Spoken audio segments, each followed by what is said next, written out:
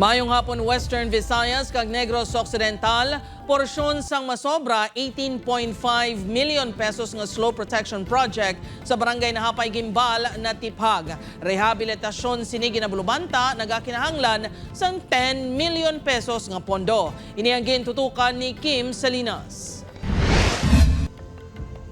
Dako nga pag-usmod sang guta sa pangpang sang suba kag nagahilay nga balay.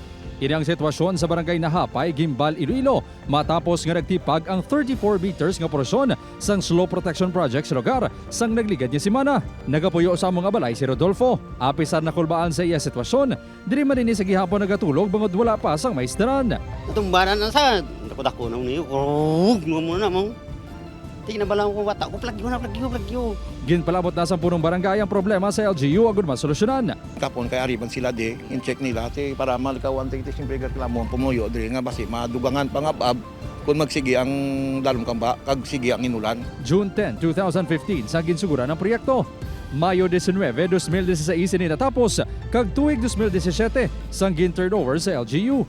2024 lang sa nakitaan ni isang mga litik. Nakagigid man na namon repair kaysa kung maglitit magano ang baha tapos gina-repair gid namon pero iyan na isa sang LGU nga kwarta ginagamit na namon mag-repair.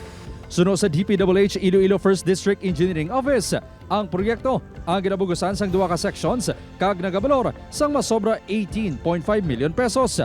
Sa pagbanta sang ahensya, 8 10 million pesos ang pondo nga kinahanglanon sa pag-rehabilitate sa proyekto. Pag-inspeksyon naton to kagapon, dako na nga tubig ang nagaluwas sa diri nga main river, may ga-contribute pagid nga creek which is nga diri gid ang bulungguan sang duha ka tubig didto sa junction. Sekyaron pa ni Representative Janet Garin ang proyekto kung ginpaubra sa idalom sa Project NOAA. Subong niya ang flood control projects kinahanglan ara kaya sa Project NOAA butang balon very high risk of flooding. So kung ara siya sa Project NOAA, ginamapping nila subong, then I will make representation para madugang kag mapunduhan kaya di ongoing ng budget deliberation. Naninduga naman ang kontraktor nga wala sila sang salabton bangod natapos na ang ila 5-year warranty period.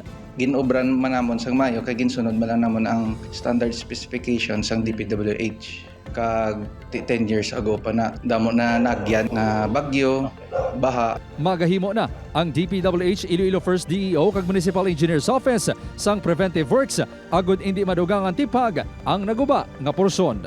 Upod kay Romel Porquia, Kim Salinas, 1 Western Visayas.